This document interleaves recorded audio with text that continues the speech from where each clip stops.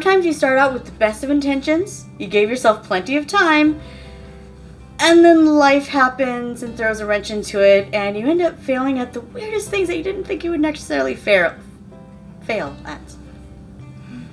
Like talking.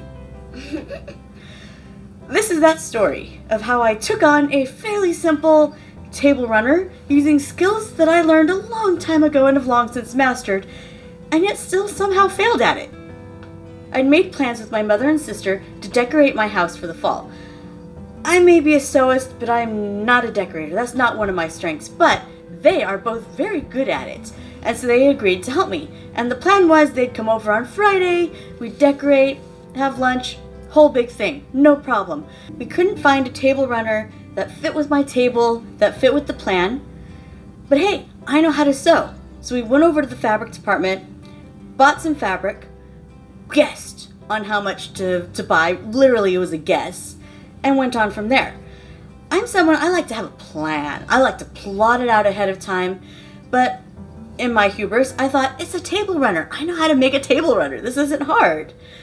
So I set it aside. Okay, here's my sewing week. I'm fine for the weekend. Let's do this. Except then the plans changed, and it became Wednesday, and then I wasn't able to get any work done on Monday, and suddenly my 5 days that I had given myself to make this table runner had turned into 1 day.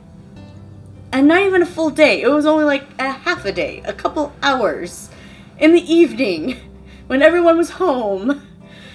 So that didn't quite go to plan. And then it comes time to cut the fabric. I roll it out and realize I didn't have enough fabric.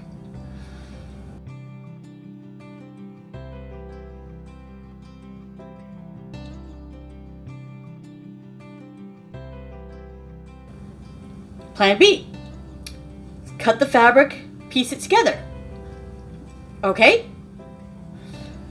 I didn't have enough fabric to pattern match. Okay. We'll just not worry about the pattern matching. But I need something to hide the fact that it was not pattern matched. Oh, I can quilt it. I know how to quilt. I can do that. I have the supplies. Okay, new plan. So I made the top of the table runner. I made the bottom. I grabbed my bag of scrap batting that I had picked up at the thrift shop. I don't even know why, like a year ago, and set forth.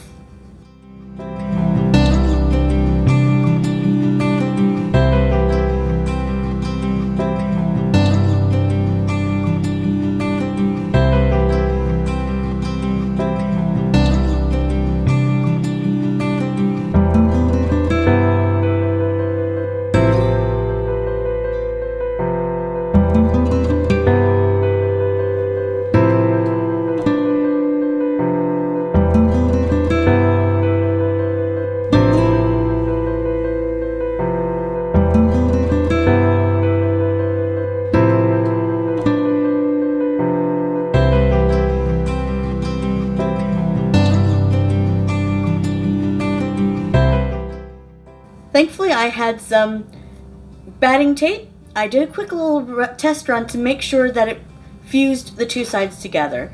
I hadn't really done this before, so I wanted to make sure that I had practiced it first.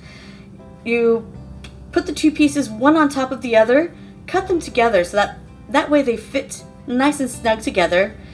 Put the batting tape on top of it and iron it down. I found that I wasn't quite happy with it just on one side, so I decided to do the batting tape on both sides and make it nice and secure. The great thing about this batting tape is it doesn't gunk up your needle, but it still fuses the pieces together. The plan was coming together. I took my pieces of batting tape and found that I had enough to be able to piece it all together to make this quilted table runner.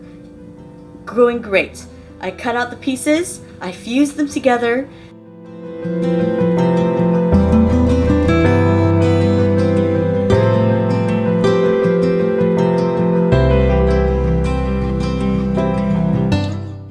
and then I laid out everything that I had. I laid out the backing, laid out the quilt top, the batting, and laid out the quilt top.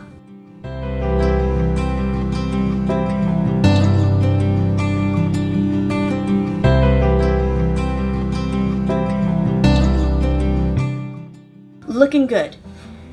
And this is where my mistakes started to happen. This is where I started to rush. You see, I know, because I used to make quilts, that what I should have done was I should have taken that starch that is on the shelf that I completely forgot about and starched each of those pieces, including ironing down the batting to make sure it was smooth and didn't have any lumps. Yeah, I failed to do that. And then, what I should have done is I should have taken basting spray, and I should have sprayed it to each of the pieces to make sure that they would stay lined up and they wouldn't shift and move as I was quilting it. Yeah, I was out of basting spray, so I didn't do that. So I should have gotten safety pins and pinned them together to make sure that they wouldn't shift. Yeah, I didn't do that either. What I did do is I took a couple of cardboard tubes on either end, rolled it together like a scroll, and went, good enough. Good enough. Yeah, it was not good enough. It shifted. It moved. It wrinkled. Crazy. Mostly on the back side, thankfully. I was able to smooth it out with my hands on the top, but the back side was a complete disaster. And the more I quilted it, the more I gave up.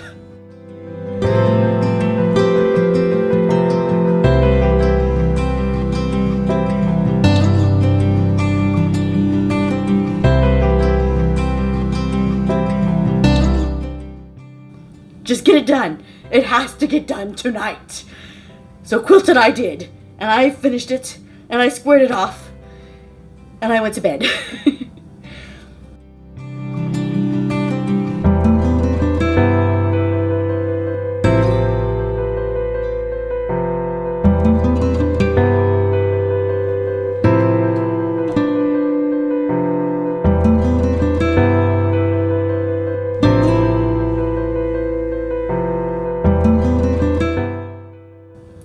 Next morning, I come back from my appointments and running errands and everything, and okay, I have just enough time. I can put the bias tape around the edges, get it done in time before my mom and sister come over. So I'm there frantically sewing on this bias tape, and then they show up. It's not even halfway done. So they're twiddling their thumbs, and I'm frantically sewing. Just finish this, just sew as fast as you can. Get it through the machine. So I wasn't being careful, and the bias tape is on, just not well, but it's on. So ultimately what happened was that I was rushing things. I was skipping steps. I was so worried about getting it done on time that I completely forgot everything I knew how to do. I completely forgot all of the things that I learned in the past on how to do things right. I was focusing more on doing it easy and getting it done. And while I ended up with results that were usable, I mean, look at these pictures.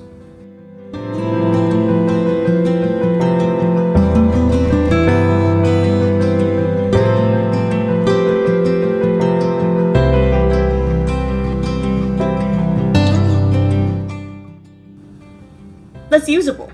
It's not too terribly bad on the top. But for me, I know what's hidden underneath. And I'm disappointed in myself that I turned out something that is not up to my standards. It's not up to my skill level. Will I remake it again? Possibly. Maybe not, because with my mother and sister's help, we got it nice and decorated. It looks really pretty.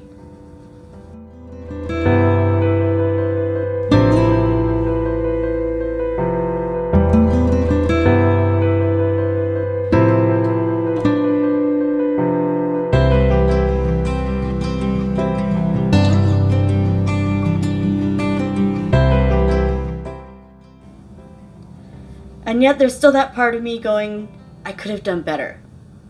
So maybe in the future, I will take my time on making simple things like table runners, rather than just thinking, it's easy, I can just churn it out in no time at all, and forgetting the skills that I actually have. So now it's time to clean my sewing space and work on the next project. See you next time!